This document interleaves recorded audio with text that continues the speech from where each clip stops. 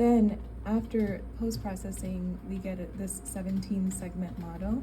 This shows us the native T1 times, and these can be altered in disease processes. So for our lab, generally the normal T1 times are high 900s to the low 1100. And so it kind of hovers around that 1000 mark. If you're above 1100, these colors will kind of change and become lighter, and those are the areas of interest. The times where you can have abnormal like artifact is usually in the apex, if you don't get that nice ring and you kind of get too much junk around the heart in that area.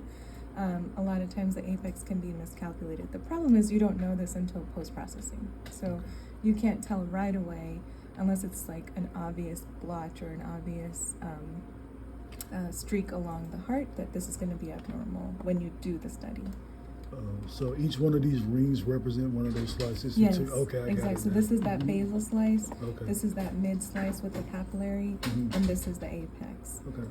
And then this is, and what this is also, the 17-segment model shows us the coronary distribution. So like this is, I can pull up the actual map, but this tells us like, it was really based on adult mapping, is like if there's a whole segment that's messed up, that maybe the perfusion to that region is messed up, and then there's a scar in that region.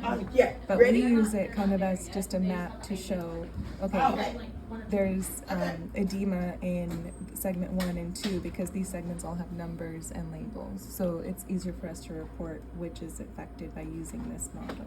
Okay. Then the next one